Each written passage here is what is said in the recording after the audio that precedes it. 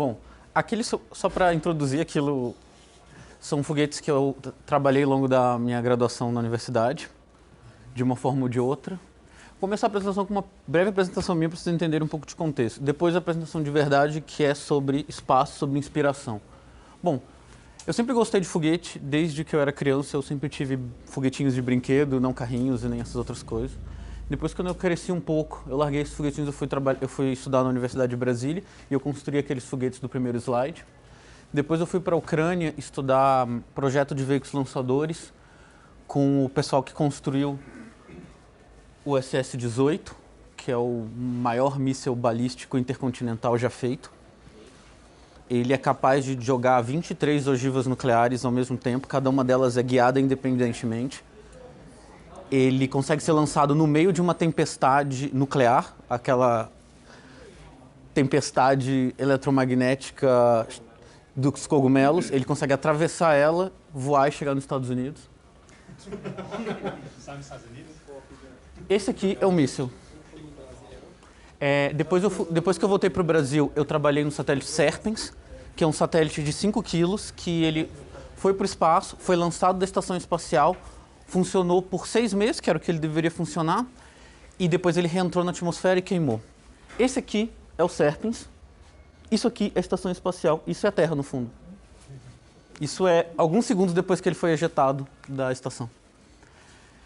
Depois disso, eu trabalhei no satélite geoestacionário de defesa e comunicação, que é um satélite geoestacionário de 6 toneladas, mais ou menos, que está no espaço e ele provê comunicação de banda larga para todo o território nacional. É o primeiro satélite a fazer isso. Geoestacionário significa o quê? Significa que ele está numa órbita a mais ou menos 36 mil quilômetros de altitude acima do nível do mar. E o que significa é o seguinte, a velocidade angular, quantos graus ele gira por segundo, é exatamente igual à rotação da Terra. Então ele fica na prática parado num ponto do céu. Isso é muito útil, porque você consegue apontar uma antena para ele e funcionar bem. Satélite da TV a cabo, Sky, internet via satélite, são quase certeza que são geoestacionários. Salvo algumas exceções esdrúxulas, tipo Iridium e tal. E depois eu trabalhei na Agência Espacial Brasileira. Bom, agora vamos para o que interessa. Espaço, a fronteira final. Agora, para inspirar um pouco vocês, eu vou colocar outro vídeo.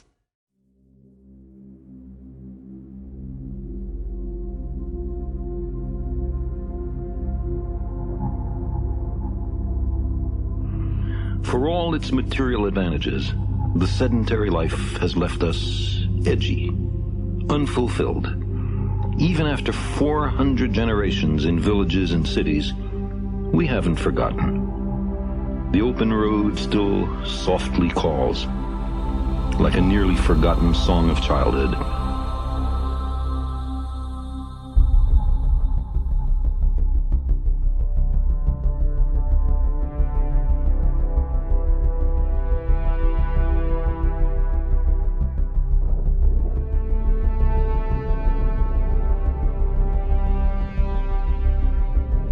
We invest far-off places with a certain romance. The appeal, I suspect, has been meticulously crafted by natural selection as an essential element in our survival. Long summers, mild winters, rich harvests, plentiful game. None of them lasts forever. Your own life, or your band's, or even your species might be owed to a restless few drawn by a craving they can hardly articulate or understand, to undiscovered lands and new worlds.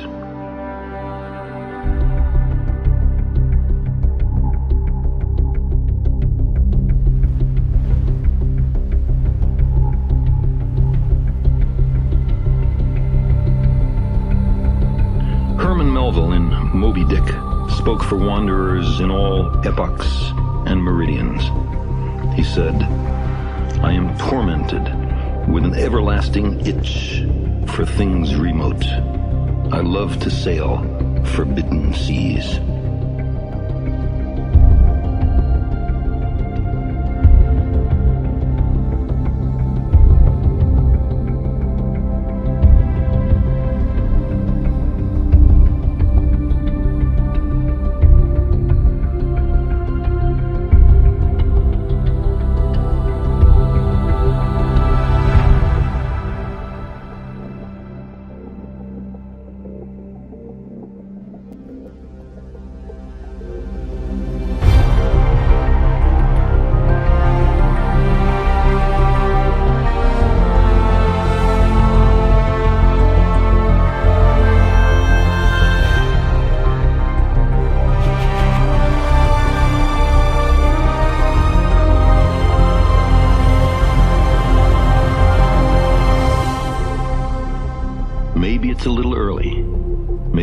is not quite yet, but those other worlds, promising untold opportunities, beckon.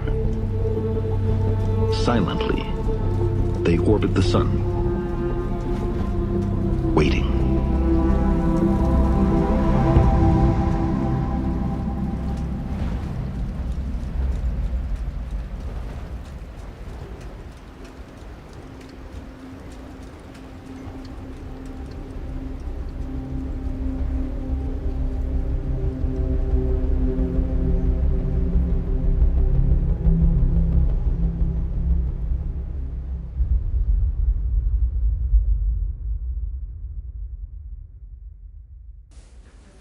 Bom, o primeiro slide é por que a gente faz isso. O vídeo anterior, ele fala sobre exploração, sobre o drive que a raça humana tem de explorar, de conquistar novas coisas, e é um drive que é evolutivo, ele é genético. Especula-se que uma civilização, para atingir tecnologia, para atingir o nível tecnológico, sei lá, que começa a se falar em sair do planeta, não em quebrar pedras, ela precisa ser capaz de cooperação e curiosidade. Sem esse... bom, a gente só tem um exemplo, nós mesmos. Mas é muito difícil você imaginar uma civilização tecnológica que não tenha capacidade de cooperação, senão não consegue fazer coisas complexas, e drive por curiosidade, senão ela não faz, ela só continua se perpetuando. E a nossa história é antiga. Em 2350 a.C. foi escrito o poema Etana. É a primeira peça de ficção científica da raça humana. Ele foi escrito na Babilônia e ele conta a história de um voo até Vênus usando uma águia. Para a dimensão da Babilônia, isso era uma nave espacial, dentro do contexto de mundo. Você tem os gregos inventando a heliopília, que é a primeira turbina, e a gente tem em 1670 a inscrição da viagem à Lua por um francês. Você tem os chineses tentando visitar a Lua usando fogos de artifício no século I. E a história vai se desenvolvendo. A gente chega em 1900, você tem o primeiro filme de ficção científica do mundo, A Viagem à Lua dos Irmãos Lumière. Continua, são inícios humildes. A gente vai indo. Konstantin Tsiolkovsky, em 1903, propõe a equação foguete. Agora deixa de ser armas, foguetes, começa a virar um pouco mais da exploração do espaço. A ficção científica começa a virar realidade. Mais ou menos em 1918 é fundado pelo Oberth o grupo de propulsão espacial, que era um grupo de jovens, de amadores, cientistas que estavam querendo pesquisar em 1920, um pouco antes da Primeira Guerra Mundial.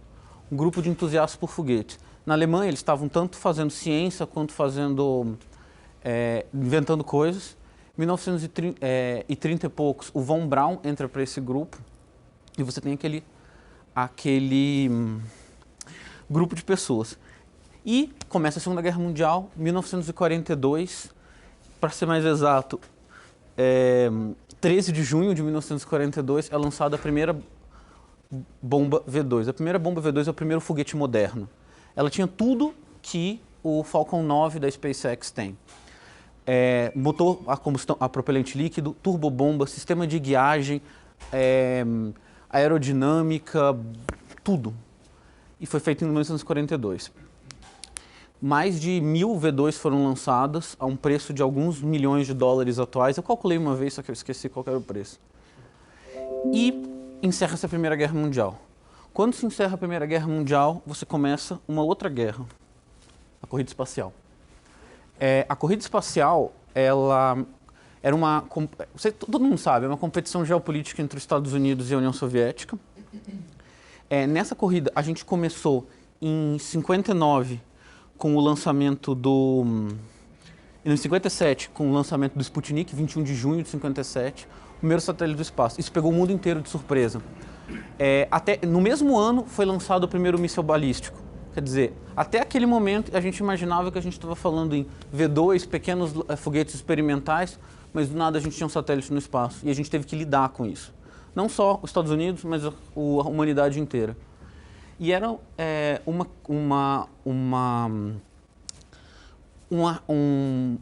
uma coisa inquestionável. Qualquer radioamador, dada a hora certa, na direção certa, que era publicado nos jornais, conseguia apontar uma antena e escutar o Sputnik, o bip do Sputnik. E a coisa foi rápida depois daí. Em 61 foi lançado o Gagarin, em 63 foi lançado a Terekova, que foi a primeira mulher no espaço, e culminou em 1969 com talvez a maior conquista científica e de exploração que a raça humana já teve, o pouso do Neil Armstrong na Lua.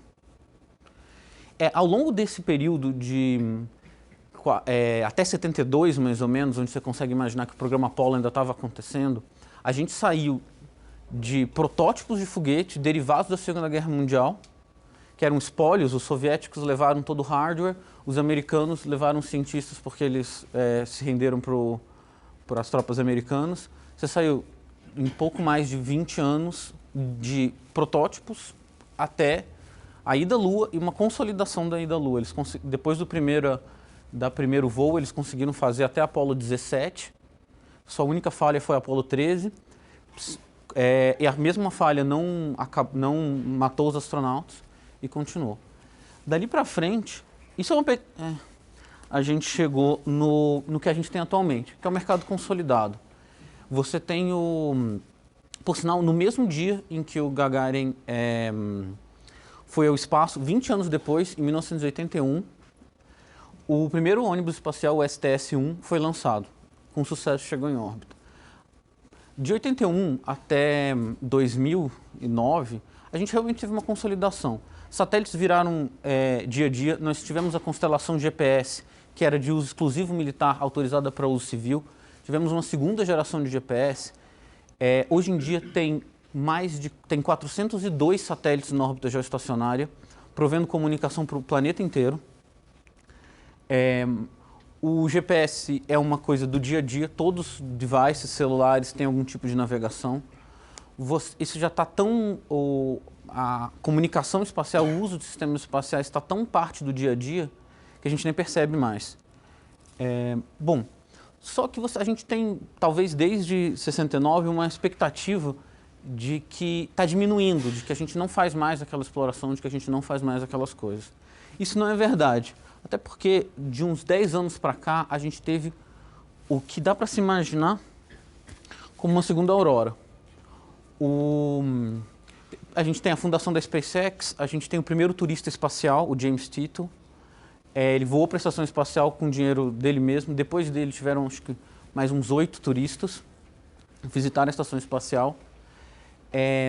E ano passado, nós lançamos com sucesso 111 satélites. Em 75, que foi o ano que mais se lançou foguetes ao espaço, nós lançamos com sucesso 124 foguetes. Então, a gente já está em patamares da Guerra Fria, da corrida espacial, ano passado, 2018. Esse ano, a gente espera que a gente vai superar o maior ano da Guerra Fria em número de foguetes lançados ao espaço. Está se falando em 150 foguetes planejados, 150 missões planejadas. Para o ano que vem, 2020, só as antecipações já estão passando a do ano passado. E a tendência é que só aumente. Mas por que isso? Isso é o final dessa introdução que eu queria colocar para vocês, para depois falar do que importa. Finalmente, eu acredito que a gente transcendeu o ponto em que a tecnologia espacial ela era cara demais para possibilitar negócios do mundo real.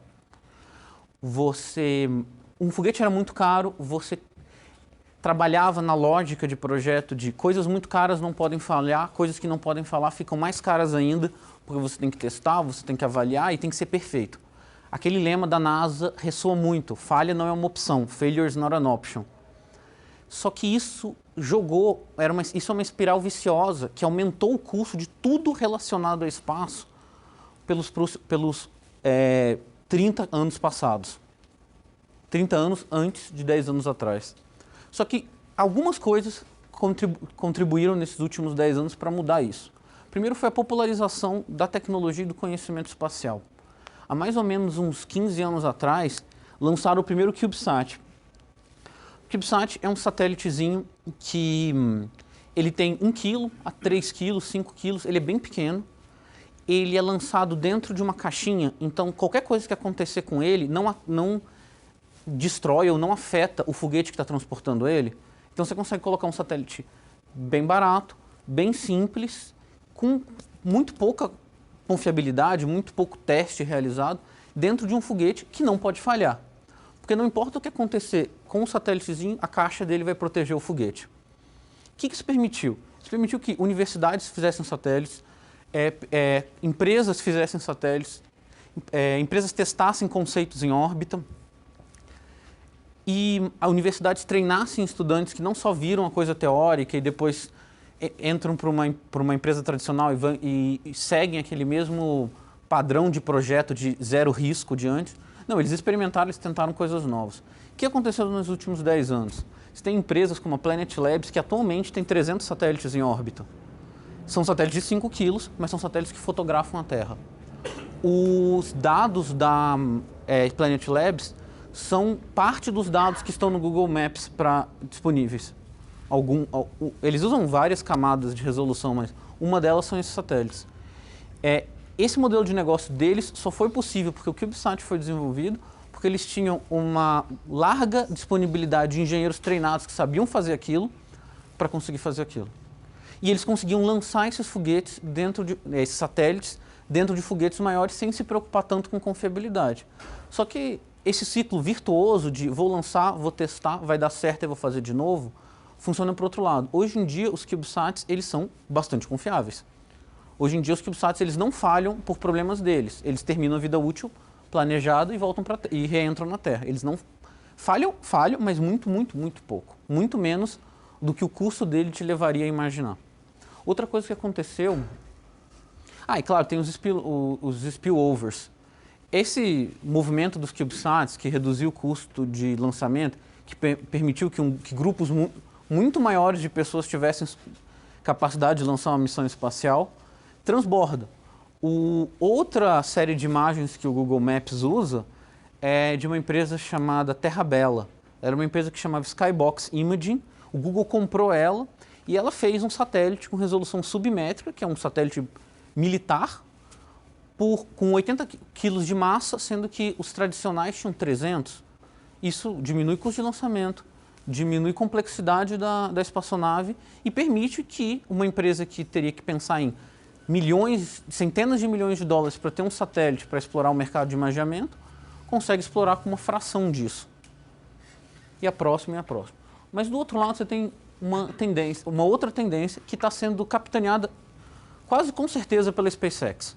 É a redução no custo de lançamento. De onde vinha aquela espiral viciosa que fazia os satélites serem caros? Aumentar a qualidade, ficar mais caro ainda, aumentar a qualidade, ficar mais caro ainda. Custo de lançamento. Para você brincar no espaço, você está falando de milhões de dólares para botar qualquer coisa no espaço. O custo de lançamento, o custo para se colocar 1 quilograma no espaço, era muito alto. Muito alto, vou dar um exemplo, o ônibus espacial era $20 mil por quilo. Alguns outros foguetes, $10 mil. Os foguetes russos, 5 a 8 mil dólares. E eles eram muito baratos. Então, aquela coisa, se você está gastando tanto, você não pode errar, você tem que fazer complexo e cascateia para cima. A SpaceX ela começou a desenvolver foguetes mais baratos e testar a reutilização. Hoje em dia, o Falcon 9 da SpaceX ele tem, se não me engano, $3 mil por quilograma, o Falcon 9, e o Falcon Heavy $1.500 por quilograma. É uma redução considerável.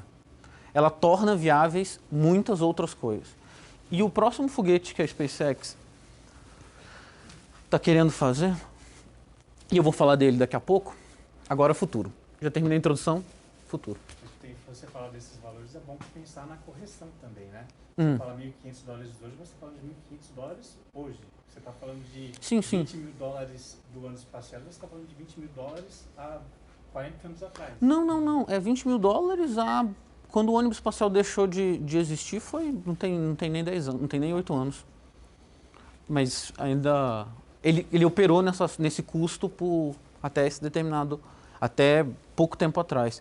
E os próprios foguetes dessas gerações antigas, eles ainda mantêm esses preços em dezenas de milhares de dólares por quilograma até hoje. Bom, a gente terminou a introdução, agora eu vou falar de futuro. Primeira tendência disruptiva que eu queria falar são as superconstelações. A OneWeb ela já está lançando os primeiros satélites de uma constelação de 900 satélites. A Boeing está lançando os primeiros, ela está planejada já e está desenvolvendo uma constelação de 2.000 satélites. E a SpaceX já conseguiu autorização do órgão de telecomunicações americanos e da FAA para lançar já uma constelação de 12.000 satélites. Eles já têm 2 dos satélites. Sim, claro. O espaço não é terra de ninguém. Não.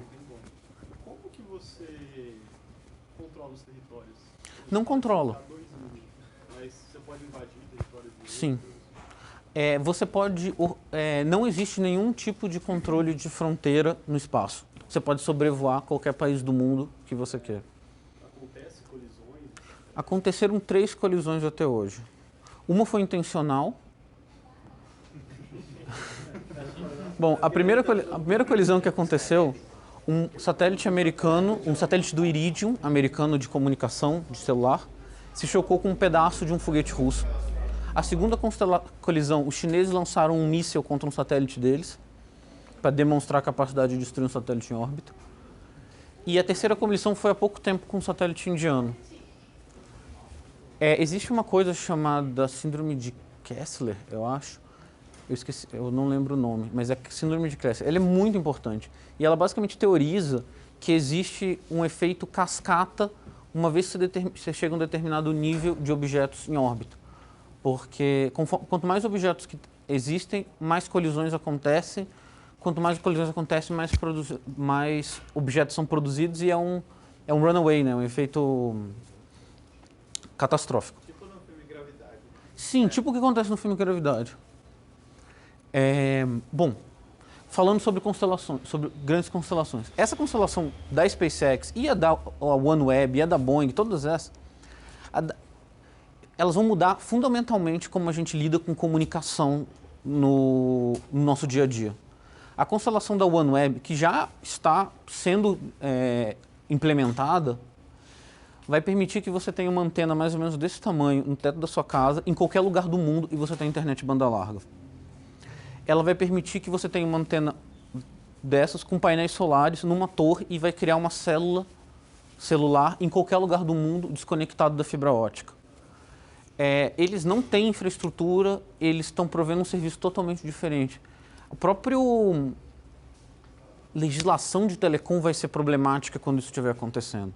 Porque atualmente comunicação de satélite, principalmente no Brasil, é um detalhe. Sei lá, vai ser usado no agronegócio, é usado por alguns exploradores, é usado em navios. Mas se você tem isso e imagina-se que a OneWeb ela vai ser competitiva para a internet em lugares remotos, quase com certeza, doméstica. E essa torre que eles têm para difusão de sinal pode ser competitiva até em ambientes onde existe fibra ótica. Isso sem falar da SpaceX. A da SpaceX vai permitir comunicação satélite para telefone mobile. Em outras palavras, você vai ter um chip e um celular adequado, que nem o telefone global que a gente tem hoje em dia, só que com internet 4G para mais, podendo ser acessado literalmente de qualquer lugar do mundo. E eles estão trabalhando para que isso seja competitivo com a internet convencional. Isso permite que se pense modelos de comunicação, modelos de negócio, modelos de tudo, numa ótica completamente diferente. A própria coisa de internet, a própria internet das coisas pode se beneficiar enormemente com isso. Porque você pode ter um dispositivo verdadeiramente global, projetado com um contrato de dados com essa constelação e funcionando em qualquer lugar do mundo, completamente independente da infraestrutura local. Isso é muito, muito disruptivo. Bom, a próxima coisa é chegada no espaço. Mais uma vez, a SpaceX está liderando a coisa, mas não está sozinha. Esse é o Starship e o Super Heavy. Juntos, eles são a aposta da SpaceX não só para diminuir o custo de lançamento para a órbita da Terra de maneira sem nenhuma nenhuma sombra de competição e iniciar, por incrível que pareça e por mais inacreditável que seja, a colonização de Marte. Esse sistema, ele pega os custos aqueles custos de lançamento que eu falei, 1.500 estava bem barato, 3.000 e tal, e joga para $200 por quilograma. Eu fiquei lendo artigos ao longo dessa semana para ver onde estava parando esses $200 por quilograma. Essa é a estimativa superior que eles trabalham. A estimativa baixa, se você tiver recorrência, só manutenção na espaçonave e recarga de combustível, o pessoal fala em $70 por quilograma. $70 por quilograma você está trabalhando na faixa de frete aéreo. Isso muda tudo, porque agora, e vocês vão ver no próximo slide, porque agora você não precisa mais colocar, sei lá, uma pérola de comunicação que atende, sei lá, centenas de pessoas no espaço, que é um satélite de comunicação, para fazer sentido. Você não precisa colocar uma única câmera que vai filmar um país inteiro. Você pode fazer coisas muito mais locais e coisas muito maiores no espaço. Você pode colocar hotéis no espaço, você pode colocar mineração, você pode colocar fabricação no espaço. Porque $70 por quilograma, você consegue pensar isso. Fabricação de fármacos, em que você tem miligramas custando centenas de dólares, podem ser feitas lucrativamente no espaço. Mais do que isso, existe benefícios em vários setores da fabricação de química fina e de fármacos que se beneficiam da microgravidade do espaço. Por exemplo, crescimento de proteínas. Tem algumas possibilidades de desenvolvimento de mecanismos, farmacêuticos, que só podem ser feitas em gravidade zero. Algumas reações químicas, algumas coisas assim. Bom,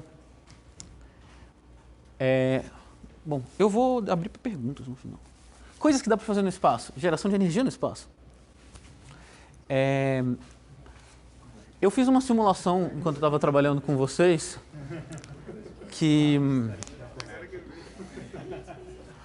eu fiz uma simulação enquanto eu estava preparando essa apresentação de uma planta de 1 gigawatt no espaço. A ideia seria, ela está na órbita geoestacionária, capta energia nos painéis solares. O painel solar no espaço não sofre atenuação da atmosfera, não fica de noite nunca, dependendo da órbita que você colocar. A radiação ela é maléfica para o painel, de fato, ela gasta ele. Mas dá para você projetar para ele sobreviver um tempão. E, na verdade, o painel é muito pequeno.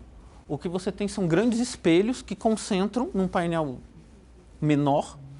Esse painel converte para radiação, para ondas, micro-ondas. A micro-onda ela atravessa a atmosfera quase como se a atmosfera não existisse. E você tem uma antena, sei lá, de 10 km de largura, que recebe essa irradiação e converte em energia elétrica. Eu rodei uma simulação por uma planta de 1 gigawatt, ela tem 1.900 toneladas em órbita, é um montão. Mas para você colocar lá não é tão difícil, são 12 lançamentos do Starship da SpaceX. Rodei os custos, pegando tanto os $200, os $200 por quilo, 70, quanto os 400 que eu chutei lá. A gente está falando de 500, 250 e 80 milhões de dólares de custo de lançamento. Muito, né? Trabalhando com uma planta fotovoltaica padrão brasileiro, 30 megawatts, 120 milhões de reais, a planta de 1 gigawatt custa 4 bilhões de dólares. O lançamento não é tão caro em relação à planta. Eu joguei a planta para o custo do satélite para 1 bilhão, rodei a amortização, a amortização acontece em torno de 5 anos. Aí você pensa, pô, eu tô jogando. Isso sim, tô fingindo que o Falcon Heavy, que o Starship existe, fingindo que a gente consegue construir um satélite desse tamanho no chão e depois desmontar ele, colocar lá em cima e montar de novo. Fingindo. Mas eu estou usando, tirando o preço da planta que eu realmente chutei, o resto das coisas são mais ou menos aceitáveis em termos de engenharia especulativa, como essas coisas são feitas. E daí pensa, e o offset de carbono? Porque no final das contas, cada lançamento do foguete lá bota mais ou menos, queima mais ou menos 1 milhão de quilos de propelente. Eu fiz as contas, sei lá, em 0,1 ano, sei lá, alguns dias, ele diminui o footprint de carbono mais do que o gastou para os 12 lançamentos. Eu considerei a média de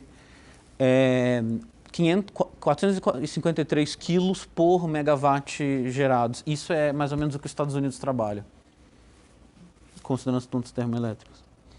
Bom, agora a gente já fez o Near Future. Agora vai para a parte mais especulativa da apresentação. A gente chegou no mundo em que a gente tem o Starship lá colocando satélites de geração solar em órbita, a gente tem turismo espacial como algo normal, e a gente tem as primeiras missões do Elon Musk para Marte com o foguetão dele, a gente tem o Jeff Bezos com a Blue Origin, que é a concorrente da SpaceX, lançando pela mesma faixa de preço. Energia solar gerada no espaço é algo que começa a ser relevante, da mesma maneira que... Oi? Só uma dúvida. Claro. Você falou de lançar peças, né, para montar isso lá. E quanto que fica para lançar uma pessoa para dar manutenção? Ou como que é feita essa manutenção? Olha, a ideia... Isso depende da engenharia do coletor solar. Mas faria bastante sentido você lançar os pedaços, ter uma pequena espaçonave com talvez umas 10 pessoas que trabalham externamente montando com braços mecânicos o satélite. Dá para fazer ele todo se montar sozinho com robôs, é possível também. Mas se você está falando de uma coisa que pesa 1.900 toneladas, você lançar uma pequena espaçonave que pesa, sei lá, 100 toneladas, que é bem grande, seria razoável. Você fala 100 toneladas, essa espaçonave com a tripulação. Com a tripulação. Uma regra de padeiro é mais ou menos assim. Um astronauta, ele pesa mais ou menos 1 tonelada.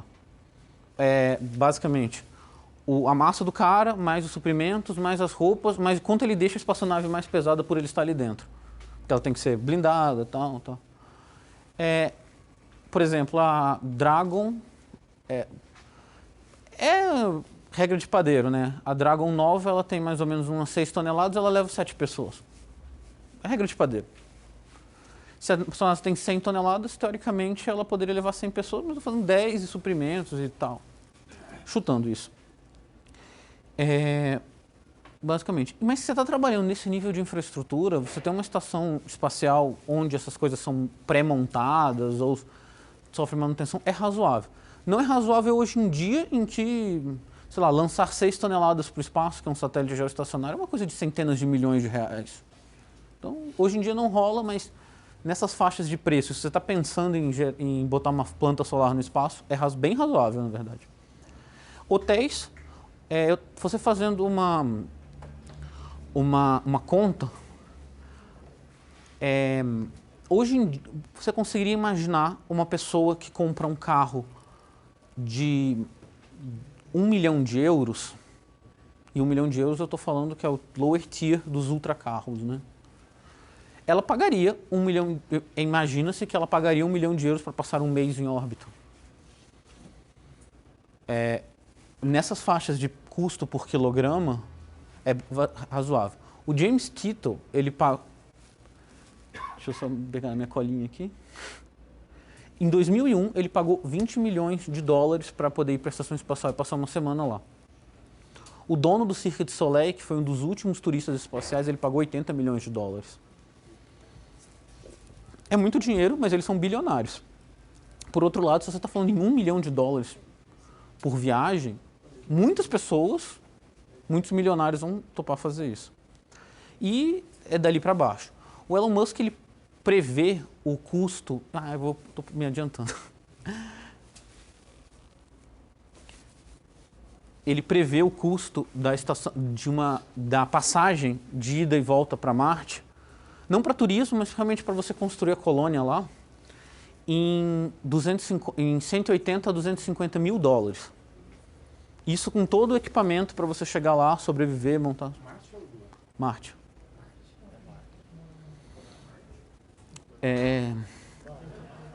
O único jeito da gente realmente colonizar Marte é se o custo de botar seres humanos lá seja razoável. Mas voltando lá para o primeiro slide, lá para a caravela do primeiro slide. Claro que a gente não tem como comparar preço por preço, porque lá em 1500, 1600, quando estava tendo a colonização das Américas, você não consegue muito fazer inflação, né? Era padrão ouro, era baixa monetização e tal. Mas o que um europeu pagava para ir pro Novo Mundo era um empréstimo que ele levava alguns anos para pagar, algumas décadas de trabalho para reembolsar o custo da viagem dele e o que ele gastava no começo para se sustentar. Dá para fazer uma analogia com uma hipoteca de uma casa, em que você faz uma prestação de 10 anos e você paga a sua casa. Uma casa de 250 mil dólares é bem cara no Brasil, mas é típica nos Estados Unidos. E a ideia, e esse preço foi o target deles para desenvolver aquele foguete, porque era isso. Era uma pessoa, um americano decide, sei lá, mudar para Marte. Ele tem que conseguir financiar isso e conseguir fazer isso com o mesmo esforço que ele teria para financiar, comprar uma casa própria, que é o que muitos americanos, a média da população faz. E por isso o target de preço é esse. Bom, como é que a gente chegaria em Marte? Aquele foguete que eu mostrei para vocês, ele não vai direto. Ele vai para a atmosfera, ele vai para a órbita baixa da Terra, gasta todo o combustível dele e fica vazio. Dentro dele tem 100 pessoas, toda a carga que as 100 pessoas precisam para chegar em Marte, toda a carga que eles precisam, todos os que eles precisam para sobreviver na viagem até lá. Enfim, vem mais 5 foguetes, que são iguais ao que foi primeiro, só que em vez de eles terem carga, eles têm combustível. Daí eles vão enchendo o foguete que está em órbita com as pessoas. Depois, esse foguete parte para Marte. Chegando lá, vão vir, além desses com as pessoas, vem com carga para construir a colônia e vão construindo. A ideia é que cresça-se exponencialmente. A cada 2 anos, quando a Terra e Marte meio que se alinham e a viagem fica mais curta, você lançar frotas cada vez maiores dessas espaçonaves. Eles projetaram aquele foguete para a nave que vai para Marte aguentar 20 viagens, o que é um monte, a nave que leva combustível aguentar 100, e o foguete, que é aquela primeira parte, né, o Super Heavy, aguentar 1000 viagens antes de ter que ser trocado. Isso, razoavelmente, a gente está sendo bem otimista, mas não muito otimista. Realmente conseguiria gerar preços de 250 mil, talvez 400 mil dólares, talvez 4 milhões de dólares nas primeiras viagens. Mas existem pessoas suficientes no mundo, existe 1 milhão de pessoas que conseguiriam pagar 4 milhões de dólares para morar em Marte. Eu já vi numa palestra, acho que no ano passado, que alguém estava falando justamente sobre esse assunto de colonização de Marte. Uhum. Uma coisa que ele falou é que quem for para Marte não consegue mais voltar para a Terra. É mais ou menos isso? Olha, a SpaceX disse que a passagem inclui passagem de volta. O que não voltava para a Terra, o que não volta para a Terra é uma empresa que tinha uma empresa que chama Mars One. Eles fizeram uma loteria para escolher pessoas aleatórias. Você podia mandar um vídeo dizendo que você queria ir para Marte, explicando por quê. Eles sortearam pessoas no mundo, até uma brasileira foi sorteada, e esses caras ficaram treinando. A ideia é o seguinte: se você conseguir mandar alguém para Marte, é muito mais simples e barato do que você conseguir mandar e trazer de volta. Porque você demanda muito de combustível. E mesmo assim, todo o plano deles era meio forçação de barra. Era tipo, vamos achar as pessoas, vamos juntar interesse e depois a gente pensa em como fazer. Eles quebraram, ano passado, essa empresa, felizmente, antes de mandar a primeira pessoa para morrer em Marte. Mas assim, sei lá, ninguém sério acreditava que eles iam conseguir fazer o que eles estavam propondo. Eles até colocavam nas animações deles várias cápsulas Dragon, né, montadas juntinhas, e a SpaceX deu um parecer dizendo, não, eles não estão nem conversando com a gente, eles estão só fazendo os desenhos do nosso... Estou falando da relação dos gastos de ócio que existe ficar na lua dos astronautas. Uhum. Já tem esse cálculo uma viagem em Marte, como seria esse desgaste? Tem alguns cálculos. Em termos de massa óssea e radiação, é mais ou menos sob controle. Obviamente, o astronauta tem que fazer exercício na viagem, ele tem que esteira, levantamento de peso, tem vários exercícios que você consegue fazer em gravidade zero e ainda funcionar. Os astronautas na estação espacial fazem todo dia, obrigatório, vai ter que fazer também. Existem algumas arquiteturas de missão em que a nave que vai para Marte, ela tem um contrapeso e ela fica girando, então ela tem gravidade dentro da nave. É uma possibilidade também. Mas a desgaste ósseo não é um grande problema, é contornável com os exercícios certos. Claro que existem muitas outras incertezas que a gente não sabe a resposta ainda. Por exemplo, a gente não tem nenhum estudo de longa duração da exposição do corpo humano à radiação espacial fora do campo magnético da Terra. Por exemplo, a Estação Espacial Internacional ela fica bem próximo da superfície da Terra. Então, a única coisa que não tem de proteção lá é a atmosfera. A proteção dada pelo campo magnético é quase igual na superfície. E ela segura uma boa parte do vento solar, uma boa parte da radiação nociva. A gente não sabe. Pode ser que o ser humano aguente, pode ser que dê certo. Pode ser que não. Tem muita coisa que precisa realmente de estudo, de experimento mesmo. Uma coisa que, por exemplo, eu li recentemente um paper de um cara que ele era oftalmologista e ele estava falando sobre a degradação do nervo óptico causada pela gravidade zero. Era uma coisa que ninguém imaginava que pudesse acontecer, mas eles viram indícios disso nos astronautas que voltaram da estação espacial. Pô, uma coisa que ninguém imaginava que o nervo óptico precisava ser estimulado pela gravidade para não deteriorar. Isso talvez seja um problema. Mas para a gravidade a gente sempre tem a rotação lá. Para radiação tem outras alternativas. Por exemplo, o Robert Zubrin, que é um cara que, sei lá, eu admiro muito, ele escreveu o livro que ele escreveu, que chama The Case for Mars, ele basicamente projetou uma missão para ir para Marte e foi a primeira missão que razoavelmente conseguiria fazer isso com a tecnologia que a gente tinha.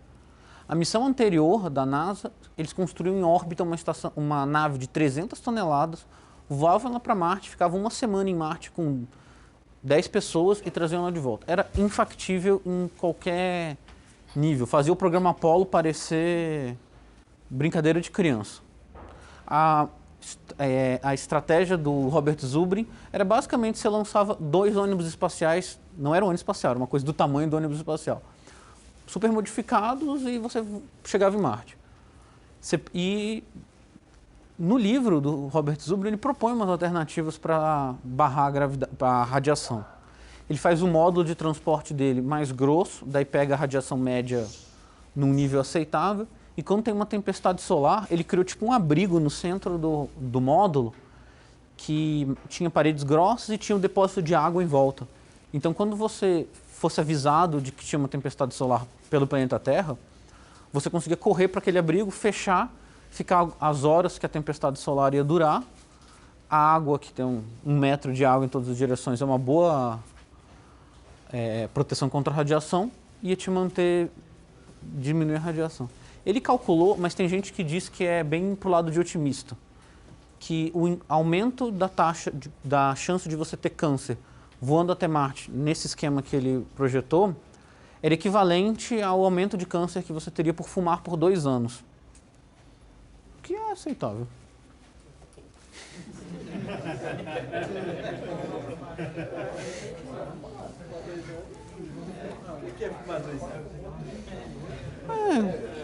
Quem nunca, né?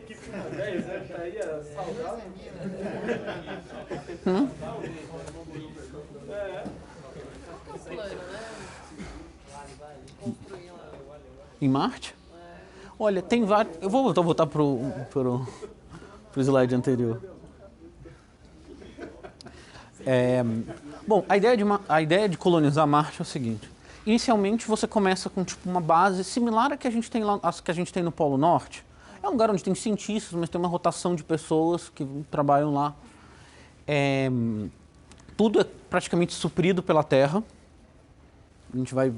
essas naves do Elon Musk, elas conseguem levar os suprimentos para abastecer as pessoas que estão lá. Então, está mais ou menos sob controle. Vai construir um pequeno laboratório e ele vai crescendo. Eventualmente, a gente vai conseguir plantar em Marte, eventualmente a gente vai conseguir minerar Marte, eventualmente a gente vai conseguir produzir energia de formas melhores do que painéis solares e reatores nucleares que a gente mandou da Terra. E terramorfização é possível em Marte? A gente tem muito a descobrir ainda. Um das pontos que é mais duvidoso sobre se a gente consegue transformar Marte num planeta igual à Terra é a quantidade de atmosfera que tem congelado embaixo do solo. A gente não sabe ainda. Basicamente o que aconteceu com Marte foi, ele perdeu o campo magnético, daí ele começou a esfriar, daí a atmosfera começou a condensar e eventualmente muito da água virou gelo, muito do gás carbônico que a atmosfera de Marte virou gelo seco. Tem bastante nos polos, mas imagina-se que tem uma quantidade embaixo da Terra, misturado no próprio solo marciano. Dependendo da quantidade de gases que tem, no solo congelados, a gente consegue esquentar eles ao ponto que eles vão virar atmosfera e eles vão aumentar a pressão da atmosfera de Marte até uma pressão que um ser humano consegue sobreviver e aumentar a temperatura até um nível que um ser humano consegue sobreviver. Daí, nesse nível, você conseguiria sair fora da estação usando só uma máscara para te dar oxigênio. Daí você coloca plantas e daí você vai convertendo gás carbônico em oxigênio e eventualmente você tem um planeta similar à Terra. Olha, uma das questões que eu vi foi exatamente sobre causar o efeito estufa em Marte para poder gerar essa atmosfera um pouco mais densa e tal, proposital, né? Então isso funcionaria? Exatamente. O plano para fazer isso, o plano viável, é mais ou menos esse. Aquele estufa a gente sabe fazer muito bem. Sim. Pode mudar. Isso aí a gente é craque. E a ideia, só terminar e a ideia é que tem alguns jeitos.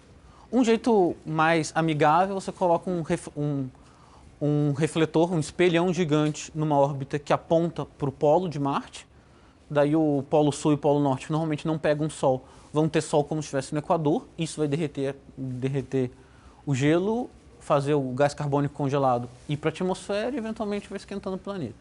Mas isso é uma brincadeira para milhares de anos. Outra coisa é você botar um monte de bombas atômicas por milhares de anos e explodindo elas. Mas a ideia não é ir para lá, ir morar lá, destruir o planeta? Cara, você tá brincando.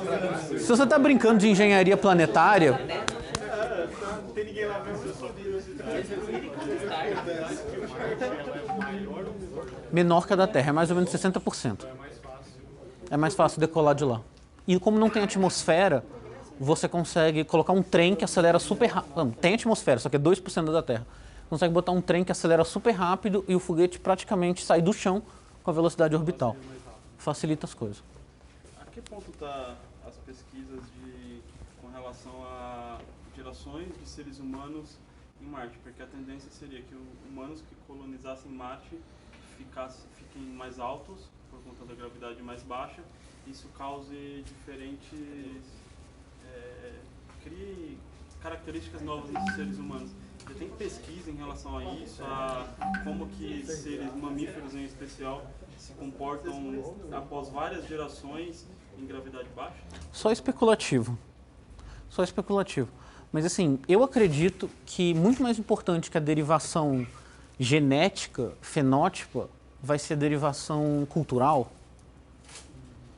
Porque o pessoal até chama-se isso de efeito Terra Nova. A cultura das Américas ficou muito diferente da Europa por conta do ambiente muito diferente.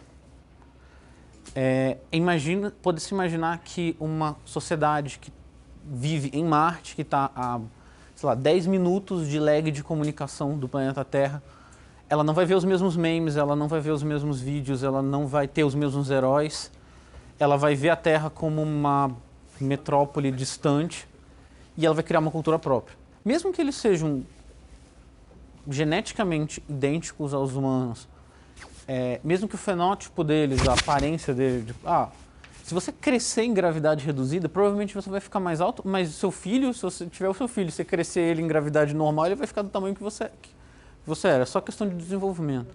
Mesmo que eles sejam um pouco diferentes, eu acredito que a cultura vai ser diferente. E eu acredito que a cultura vai ser suficiente para os terráqueos verem os marcianos quase que como alienígenas. Isso vai ser muito legal. Gente, não, imagina a antropologia de você falar, não, eu vou estudar Marte, a sociedade lá. O que os caras estão fazendo lá? Marte é um planeta geologicamente morto. Sim. Isso já foi pensado em eventuais dificuldades e problemas que seriam por... Ele não tem tectonismo de placas, mas ele tem, e nem o núcleo de lava que nem a Terra tem. Mas ele ainda tem um núcleo quente. A gente provavelmente consegue tirar a energia geotermal de Marte.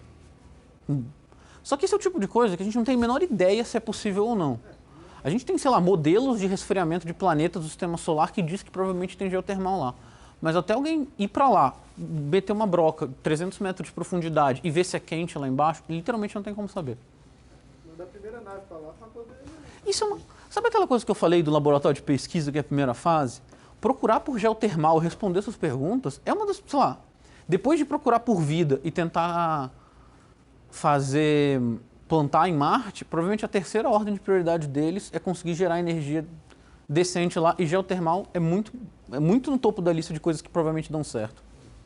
Sobre o fato de Marte ter perdido o campo magnético, quanto isso impactaria no desafio de colonização de Marte, o fato de não ter esse campo magnético? Cara, muito. Porque assim, provavelmente Marte nunca vai ter, mesmo, sei lá, 12 mil anos no futuro, em que é um planeta Terra formado, lindo, ele provavelmente vai ter um nível de radiação na superfície bem mais alto que a Terra. E o único jeito de proteger isso seria se ativamente a gente gerasse um campo magnético, a gente colocasse algum tipo de barreira de radiação. Isso é uma coisa que é difícil de resolver. Tá? Mesmo no nível de dificuldade de reconstruir um planeta. Campo magnético é foda. Isso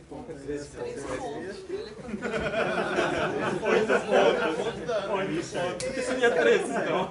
13 pontos. Você vai ler o que foi essa transformação. O plano de lançamento cada vez mais comuns, falando hoje, futuro, presente. Um plano de lançamento cada vez mais comum, o que se diz hoje sobre poluição na atmosfera terrestre e espaço? Olha, atualmente, poluição atmosférica atualmente não é tão relevante assim. Um foguete individualmente ele é uma destruição, né? Você está falando de centenas de toneladas de gás carbônicos lançados na atmosfera. Mas como eu falei, tem 111 foguetes sendo lançados. A aviação comercial é realmente muito mais relevante. E aí vai um pouco da minha boa vontade.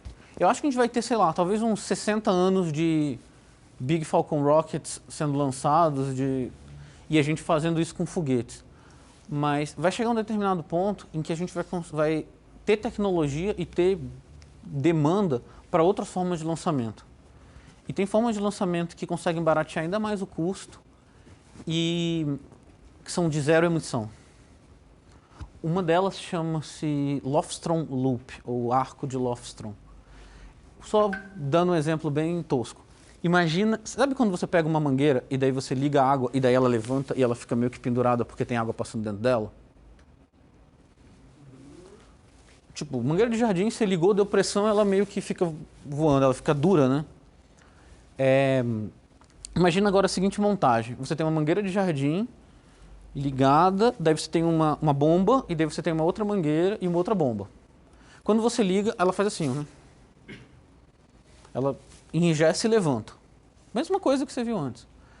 Daí você bota umas tiras, uns cabos, para poder ela ficar uma rampa, uma parte reta e outra rampa. E no final, as duas bombas.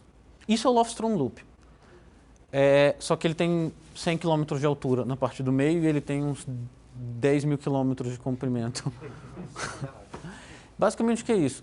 Se você pegar essa parte reta, ela está na altitude acima da atmosfera você pode pegar um carrinho, escalar ele, porque ele é rígido, é tipo uma estrutura mesmo, tipo uma ponte. Lá em cima você pega um acelerador que você acelera o teu carrinho até a velocidade orbital. Com isso você consegue colocar toneladas de coisas no espaço ao custo de energia elétrica. Mas acho que a pergunta dele, na verdade, é o lixo espacial. Fica lá vagando. Assim, tendo um nível de infraestrutura espacial desse que a gente está falando, e desculpa se eu não peguei a coisa, a gente consegue ativamente retirar lixo. Hoje em dia tem em torno de 15 mil coisas no espaço. Não serve pra nada. Não, entre lixos e satélites. Só para esclarecer, no lançamento do Falcon 9, você vê aquela devastação na atmosfera. Estou falando de gás, poluição? tudo no lançamento mesmo. Ah, sim. Até se é possível uma ideia como essa que você acabou de falar aí, a gente tem muitos anos de lançamentos comuns, mais baratos e muita poluição. Eu concordo com você. Diz hoje sobre a emissão de gases, devastação da camada de ozônio, tudo, sobre esses lançamentos, que é a próxima fase. Sim. Hoje em dia, a quantidade de CO2 é relevante, o dano para a camada de ozônio é relevante, mas é tão infrequente que, sei lá, tem muito mais ganho você proibir CFC do que você parar de explorar o espaço. Isso acontece hoje em dia. Nessa popularização de estamos colonizando o espaço, colonizando Marte, o problema da camada de ozônio pode crescer, mas eu nunca vi ninguém dizendo que vai ser relevante. Ninguém vai, sei lá, nunca vai voltar ao que a gente tinha nos anos 80 por causa do uso de CFC, por exemplo. E em termos de geração de CO2, eu também nunca vi nenhum estudo. Quando eu fiz aquela rodagem, aquela simulação do painel solar, o não produzir energia termoelétrica que você economizaria porque você tem a planta solar, em um mês conseguiria pagar. Se a gente tomar cuidado e a gente não fazer besteira, dá para manter sob controle. Tem mais um último detalhe. Os foguetes da SpaceX, eles usam combustíveis que geram gás carbônico.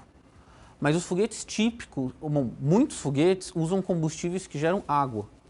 Se a gente transicionar para só utilizar hidrogênio, que é o que gera água, a gente tem zero impacto de carbono. Mas eu acho que a gente vai chegar nesse Lofstrom Loop antes da poluição causada por lançamentos espaciais ser de fato um problema. Minha opinião, isso tem um certo nível de boa vontade também. Mas eu não acho eu acho que a aviação civil vai ficar sempre maior do que os lançamentos espaciais. E o lixo espacial? Olha, como eu falei, tem mais ou menos 15 mil coisas no espaço atualmente. Nesse nível de... A gente já está se preocupando em conseguir realmente tirar lixo do espaço. A maior parte desse lixo espacial que tem são coisas antigas que foram feitas antes do pensamento atual, que hoje em dia se projeta um satélite para ele gerar o mínimo de lixo possível. A maior parte dessas coisas são anteriores e são coisas advindas das colisões. Se a gente sobreviver as próximas décadas com poucas colisões, esses objetos vão começar a reentrar na atmosfera e a quantidade de objetos vai cair, até que vai chegar num nível onde só tem objetos operacionais no espaço, ou quase todos são operacionais. Plano de Marte, qual que é a fonte de oxigênio? No plano para ir para Marte, Colonizar o planeta, de fato. a atmosfera de Marte, assim, para a primeira fase em que você está com um laboratório, uma colônia, sei lá, de talvez até uns milhões de pessoas, em que todo mundo está dentro de uma atmosfera controlada, o oxigênio ele é produzido a partir do CO2, que é a atmosfera de Marte. Você consegue usar a atmosfera de Marte e transformar ela em combustível de foguete. Essa que é o plano para conseguir ter combustível para voltar para a Terra. Só que o produto refúgio dessa reação é oxigênio, que dá para usar muito mais do que... Você vai produzir muito mais oxigênio fazendo isso do que, sei lá, os seus colonos vão consumir. E claro que conforme a coisa vai evoluindo, você vai ter plantas que vão converter CO2 em oxigênio, e você vai ter, mesmo que em miniatura, um ambiente que simula os processos naturais de produção de oxigênio na Terra.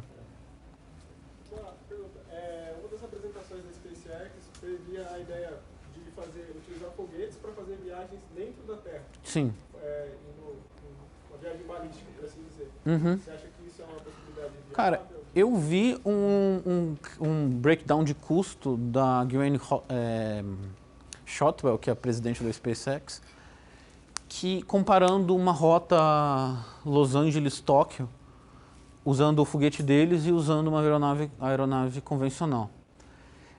Ele era viável, por uma razão muito simples. O avião, por ele levar um tempo muito maior para fazer isso, um avião faz muito menos viagens ao longo de um dia, ao longo de, sei lá, do tempo. Então, a amortização em termos de venda de passagens do foguete paga o foguete mais rápido, mesmo que o custo operacional dele seja mais alto. Por outro lado, isso é uma destruição em termos de efeito estufa, porque você está usando muito mais propelente. O pessoal fala em fabricar o próprio propelente usando gás carbônico da atmosfera e meio que zerar o footprint de carbono do foguete. E é viável, mas vamos esperar e ver. Porque assim, o foguete ele é feito... Esse foguete da SpaceX ele usa metano. Metano você consegue produzir facilmente de biodigestor ou mesmo diretamente capturado da atmosfera. É diferente de querosene, de aviação, que é muito mais energético para você converter gás carbônico em querosene. Então talvez eles consigam ter um footprint zero de carbono e ainda ter esse custo operacional que permite você ir de... Basicamente o que ela falou foi o seguinte: a viagem dura 18 horas num 747. A viagem no foguete dura 2 horas. Ele consegue fazer 9 vezes mais viagens e amortizar o custo dele 9 vezes mais rápido. Você acha que esse tipo de viagem ele pode acabar acontecendo depois de uma ideia de turismo espacial mesmo, de criar estação espacial barra hotel? Eu acredito que antes, sabe por quê? Eles estão imaginando, olha, uma passagem para Los Angeles custa, sei lá, $3.000, de Tóquio a Los Angeles, lá, $4.000. Você vai pagar $5.000 para chegar lá em 2 horas, em vez de 18. Essa que é a ideia. Só que eu acredito que eles conseguem facilmente, e eu estou falando facilmente no sentido de que se eu tivesse dinheiro eu pagaria, eu cobrar $50.000 para você dar um pulinho na atmosfera e voltar. Tem o bônus da viagem, vai dar uma olhadinha na aquela coisa. experiência da Terra plana e depois... Exatamente. Gente, e pensando sobre exatamente esse negócio da Terra plana. Pessoas pagariam para fazer turismo espacial? Gente, sei lá, uns caipiras nos Estados Unidos juntaram uma grana para construir um foguete a vapor de água para poder ver se a Terra era plana. Tipo assim, eles gastaram muito mais do que provavelmente essa passagem vai custar. Isso, sei lá, programa de férias, vou juntar dinheiro ao longo do ano para fazer um negócio diferente. Pô, passar 2 horas no espaço é bem legal. Eu não tô falando que qualquer um vai conseguir fazer isso, mas assim, tem uma quantidade razoável de seres humanos que vão conseguir. Isso é antes da passagem ficar barato. Acabou. Não, o resto... Gente, o que eu queria, na verdade, era falar de coisas. Tem mais 2 slides. O próximo é sobre estações espaciais. Uma vez que a gente tem essa infraestrutura, esses Lofstrom Loops, essas coisas para botar coisa em órbita bem rápido, e a gente consiga ter infraestrutura no espaço, acaba sendo muito mais barato você pegar coisas que já estão no espaço, tipo asteroides, e transformar em naves espaciais. Isso aqui é uma coisa que o pessoal chama de cilindro de O'Neill. É um cilindrão, ele tem 2 quilômetros... Vamos lá, se eu lembro meus números certos. Tem acho que 2 quilômetros de diâmetro e 8 quilômetros de comprimento. Ele é construído de aço, não tem nenhum super material ali. Você bota ele para girar e na superfície dele você consegue ter mais ou menos uma atmosfera de gravidade, por conta da força centrífuga. Ele é grande o suficiente para a gravidade soar exatamente como a da Terra, você não vai ter nenhum efeito esquisito de Coriolis nem nada. Pressão interna, você consegue encher pressão, você consegue ter até nuvens. Isso a gente está falando de, a gente colonizou Marte, todas essas coisas, a gente realmente tem uma civilização espacial.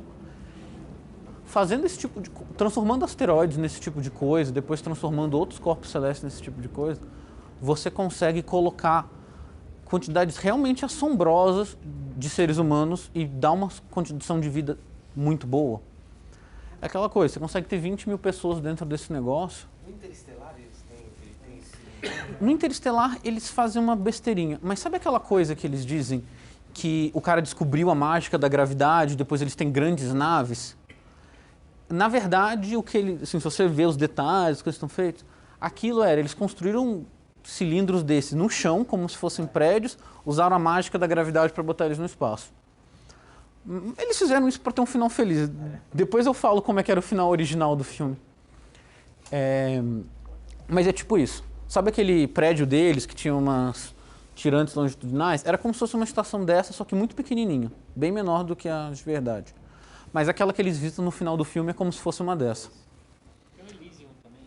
O Elysium, ele é um conceito de uma estação bem menor. Ele é só o disco. Então ele tem, sei lá, uns 300 metros de largura e um disco gigante. Mas é outro conceito que é viável. Esse aqui você consegue botar mais gente. Daí que você está falando, e agora que eu queria falar um pouco mais.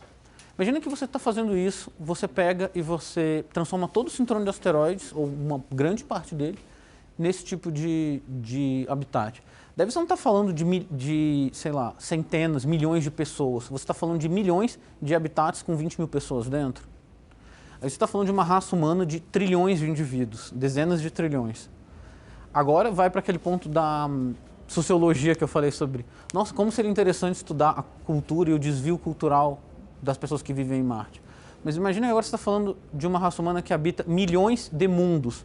Porque, na prática, cada estação dessas e cada grupo de estação dessa é uma cultura, uma nação, tem uma economia própria, tem uma cultura própria, talvez tenha uma religião própria, costumes, aparência. Se você tem mais nações do que seres humanos na Terra hoje em dia, você imagina o nível de diversidade que isso faz. Você vai espalhar paradoxo de Fermi no universo inteiro. Sim. Isso conclui, vou chegar para o último slide. Paradoxo de Fermi. A gente não achou ninguém lá fora. Então talvez a gente tenha obrigação de popular o universo. Talvez daqui a, sei lá, milhões de anos, um planeta olhe para o céu e veja sinais de rádio e não tenha o paradoxo de Fermi. Mas porque eles são descendentes dos humanos e os sinais que eles estão vindo são de outros humanos que eles não sabiam que existiam. Com a tecnologia... Gente, e mais do que isso, com a tecnologia que a gente tem, não hoje em dia, mas com a tecnologia que a nossa física diz que é possível, a gente consegue colonizar a galáxia em tempos razoáveis. A Terra tem alguns bilhões de anos, acho que 4 bilhões de anos. Usando simplesmente tecnologia de fusão e coisas que a gente imagina